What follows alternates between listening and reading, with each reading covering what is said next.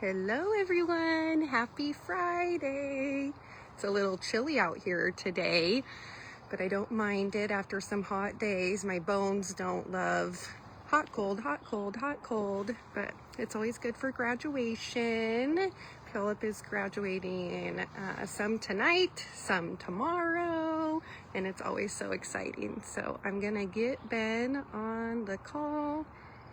Does anyone have any fun plans this weekend or this month? Any graduation stuff going on?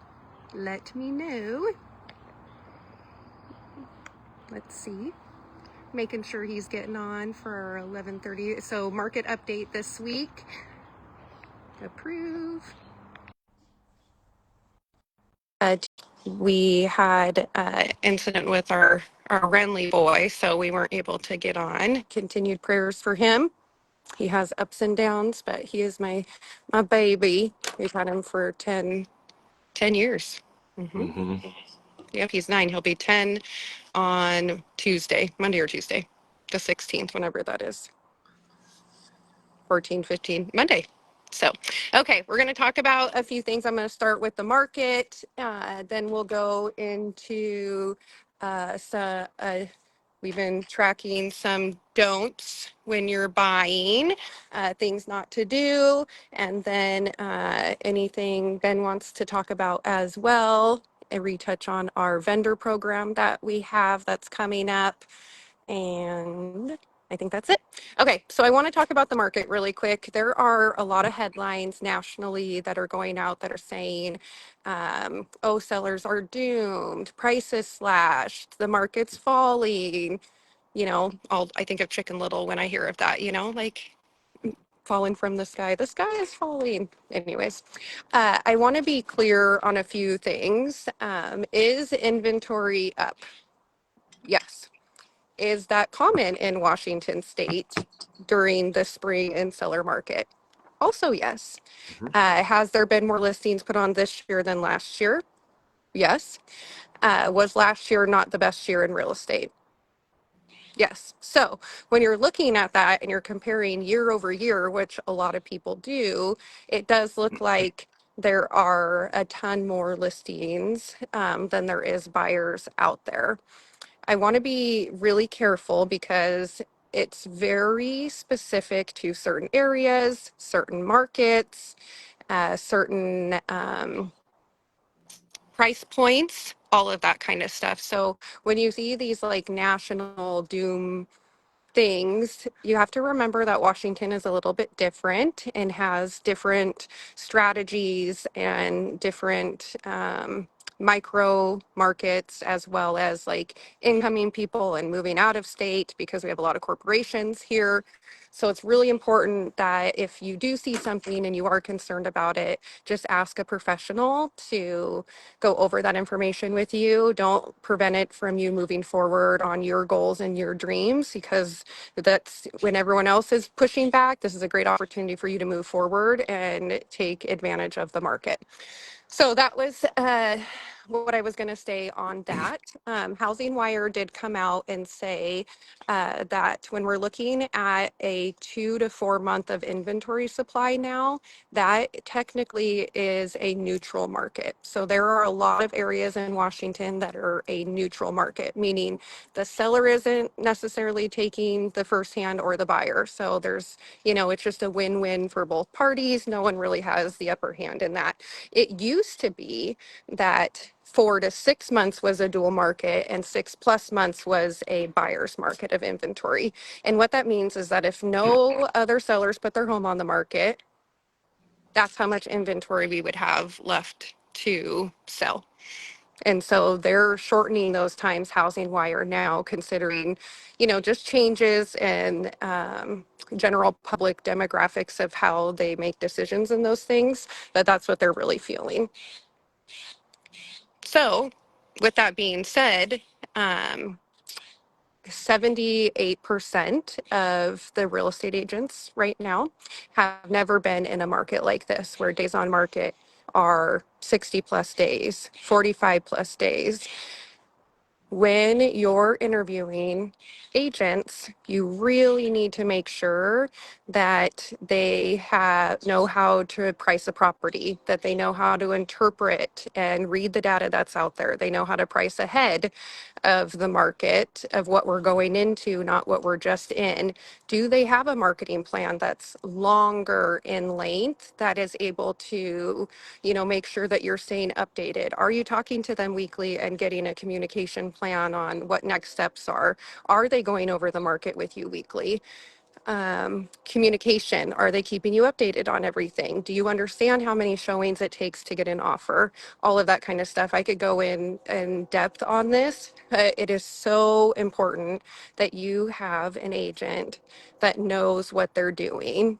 And just because they haven't been in a market doesn't mean that they don't have the bandwidth or the understanding. Some fully understand, but I'm going to say most, being that they haven't, they are a little bit of a fish out of the sea right now. So that's my market update. Do you have anything to share on that, Benjamin? I am still just kind of amazed that 78% of current agents in our market haven't been in this market. Yeah. I mean, wow. I mean, it doesn't mean they don't have the skills to be able to accomplish goals in this. It's just kind of, if I'm selling a home or selling multiple homes, and I do this a lot, I'm definitely leaning towards the 22% of agents versus the 78%. And nothing against the 78%. I mean, like I said, they could have the skills. We all start somewhere, and that doesn't mean that they don't have the bandwidth, like you said, or what it is to get to be in that 78% or succeed in this. It's just an alarming statistic, Mm-hmm. to be honest. And I don't think people know. Or the questions to ask. And that's what I Yeah. really see is, I can throw a lot of stats, but 81% of sellers just go with the first agent. Kona, no thank you. Just go with the first agent that they interview and aren't interviewing multiple agents. I mean, if you went to a doctor, Kona has a lot to say about this. Yeah, he If does. you went to a doctor and It's okay. We can hear him. and and they gave you a cancer diagnosis, are you going to get a second opinion?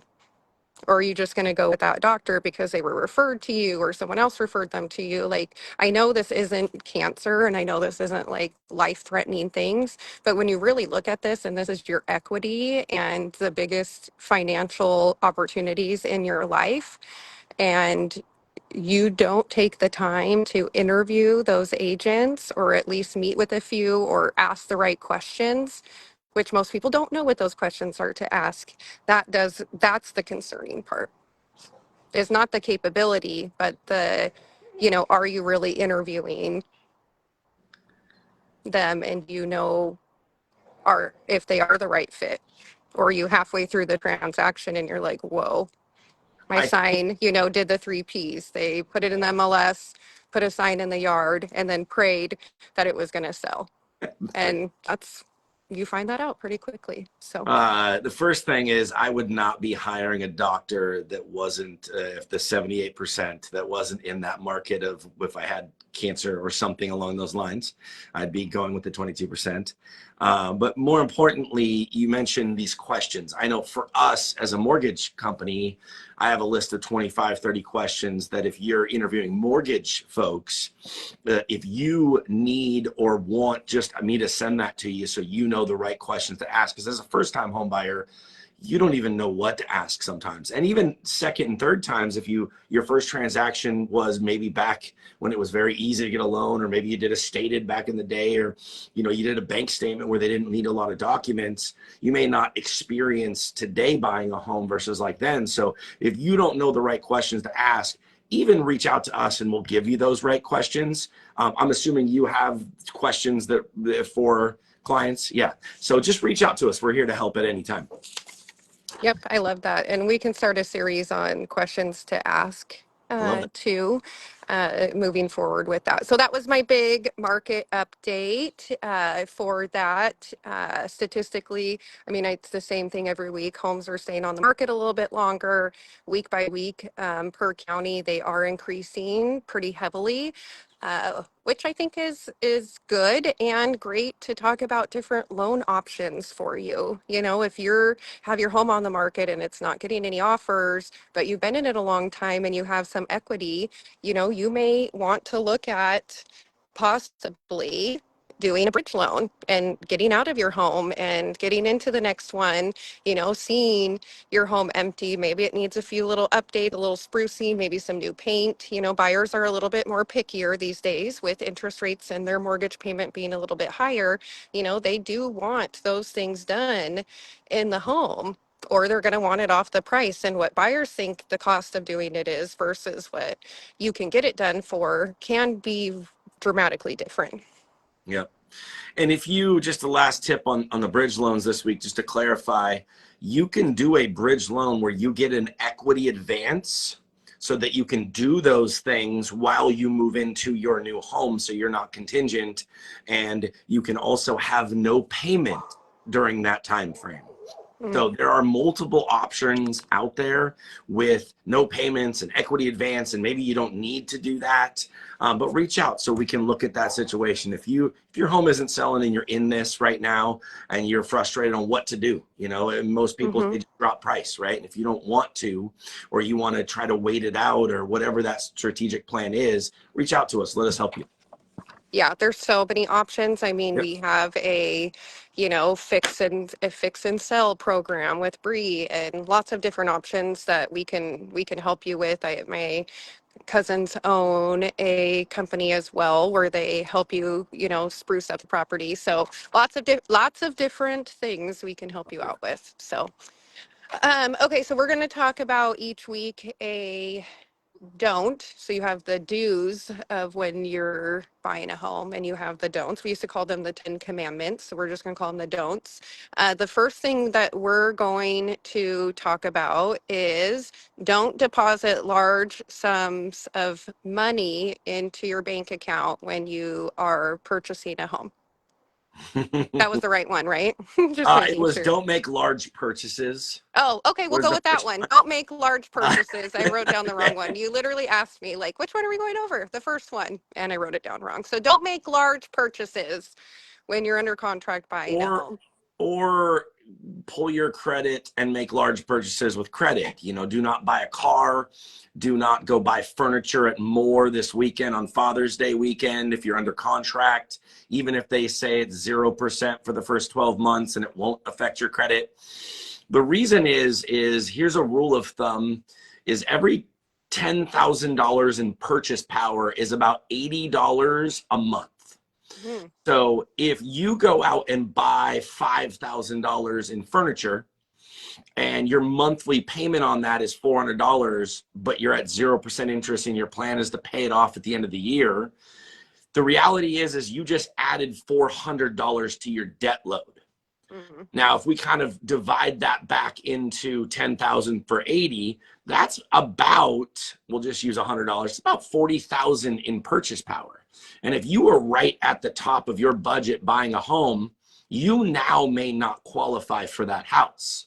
Hmm. So the don't in this aspect is, if you need to buy something, get a credit card for this, do something, just communicate with your lender. Let us know so that we can advocate for you, be prepared and be proactive and say, hey, that's not going to work. Please wait. Or, yeah, go ahead. That'll work. We'll adjust it in. Please get A, B, and C. So communicate with us first, but definitely don't go out and listen to the auto places and the furniture places that it won't affect you, because it can.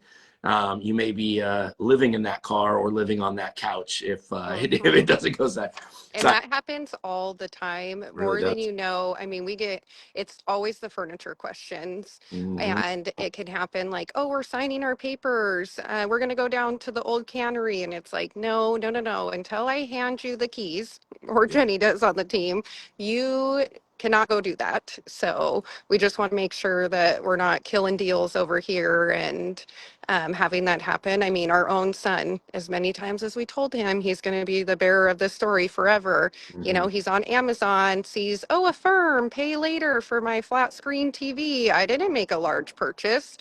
And yeah, it sent it for a loop. Thank God it wasn't, you know, it was only $1,600 and not $10,000 or 4 grand, you know, but it definitely was something that could have delayed us and almost killed it. And he would not have been buying a home and still living in his apartment, which is fine, but not where he would want to be. So Yeah, yeah, I exactly. do think just communicating. I mean, we get questions like, um, we had one recently where, hey, I'm going to loan my daughter $1,000. She's going to pay me back right away. Is that a problem? And we appreciate them asking one of our buyers.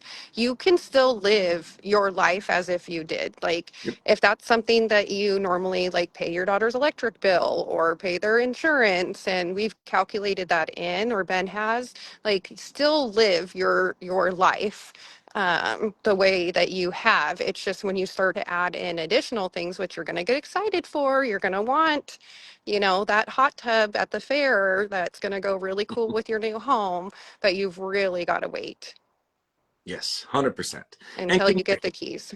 And communicate. Yeah. Yep. I agree. That was my info today. Do you have anything else? I do. I do. I have two other things here. Awesome. First one is you, like me, we're all, if you're a homeowner right now, you are getting mail, spam mail Mhm. about rates are coming down, you're fully approved, we've got you pre-approved. They've gotten really, really, really crafty.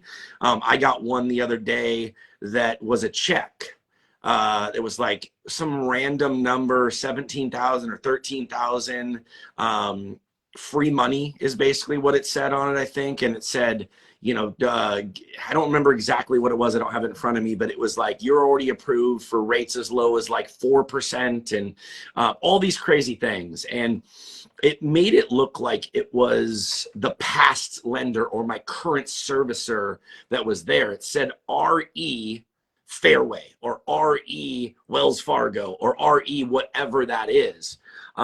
I've gotten some phone calls recently from clients in the last few days that sent me a text and said, hey, you're trying to reach me, Ben. I can talk to you tomorrow at 5. I'm ready to go, because in that mailer, it said, we've been trying to reach you. We can't get a hold of you. Like I said, they're getting really crafty. So here's the best tip here. One, don't do anything from mail. Okay. I am not going to mail you anything if you're my past client. And I assume that most lenders that did your loan aren't going to mail you something to try to get in contact with you. They have your contact info. They're going to reach out to you, text you. You're going to get an email. Just reply to them, take a picture and say, is this real? You know, my own daughter got something in the mail that said, hey, I need you to do this. And it was some insurance thing. And it was like, hey, we didn't conclude this. Please, we need a signature. And it wasn't something she should have done. It was an extra add-on.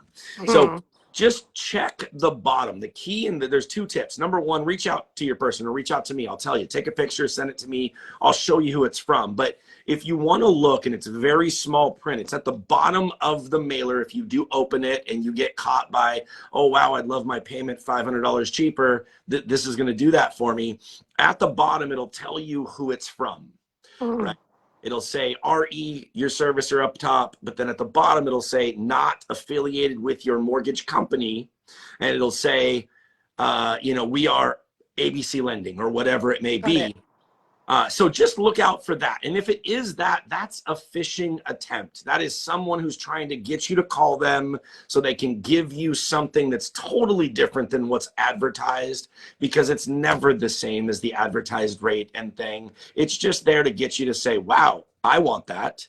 And then you call and then you end up spending a bunch of money or points or fees, or you do something. Usually your lender who did the loan last time and or someone like us will be able to get you the best.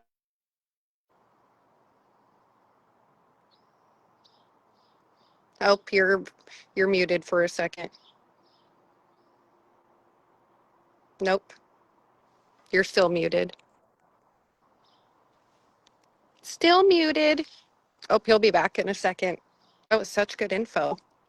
Yeah, those mailers, I think we've gotten 4 this week. I'm gonna do a green screen video here today about them so that you guys can see what we're talking about.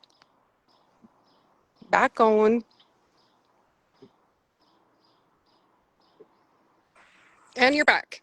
I'm back. Now somebody Yeah. called. So the last thing I wanted to mention right now is, and I'll just jump back into it, is on the 25th, we are doing a vetted networking group. It is going to be amazing. Brianna Holmes and Nykole are going to be running the show. I am their assistant in this. Yes, you are. And we are going to bring trust and accountability and vetted, background checked businesses that we guarantee they do a good job, because we are going to make sure up front. We're not just going to refer someone to, hey, here's XYZ, and then they come in and don't do a good job, because your name in this business means everything moving forward. That's why we've been in the business for so long. So on the 25th, if you own a business, if you have a service company, it does not matter what it is. You Or could, if you work for a service company, yes, that too. You don't that have to too. own the electric Nope. company, or the plumbing company, but you're just looking to grow business. And, I had a plumber recently who I've referred a ton of business to that's going to take, some to income instead of getting a higher salary, is looking at compensation and commission for every client that they bring Oh, in. wow. So there's a lot of different conversations that we can help you with to grow your business with inside of a company too, to help. He could have gotten $2 more an hour, or every single client he brings in, he gets X amount of company dollar from that. So there's lots and lots and lots of different options, but we're looking for everyone: hairdressers, nail techs, electrical, plumbing, roofing, painting, cleaning. I mean, anything that you can think of, we are wanting to grow this. And the reason why we're doing a vetted one is because there was a networking group locally that weren't vetting or background checking. And unfortunately, there was a service provider that was going out that was a pedophile. And that sent some big waves over things. And I don't know about you, but personally, that does not align with my values of someone I would want coming into my home, or someone I'd want coming into your home, even if it was just outside. So that does not sit with me. And I would be devastated if I referred that person to. And I actually had that person come out here and give me a quote because they were highly referred.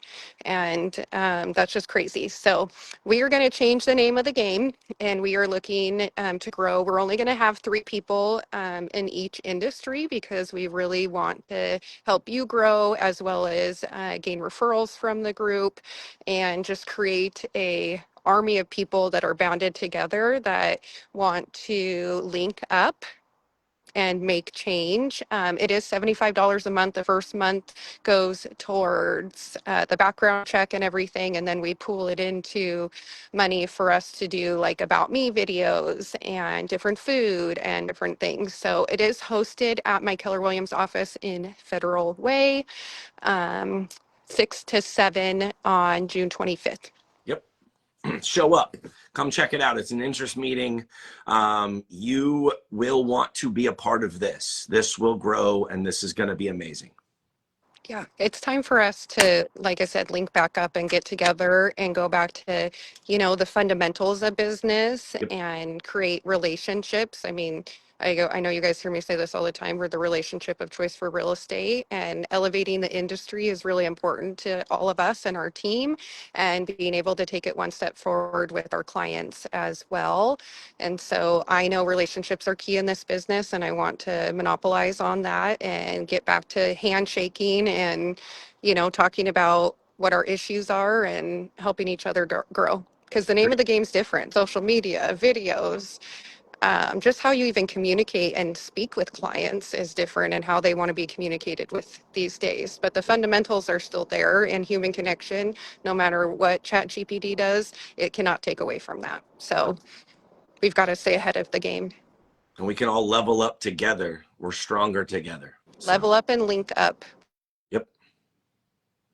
All right. Well, it looks like she got a phone call too. You got to love Facebook Live in this. So I don't have anything more today. If you're still there and you see us, we'll see you next week, and we'll hopefully see you on the 25th. Share in the comments below if you have any questions for us for next week, and we will definitely answer them the best we can.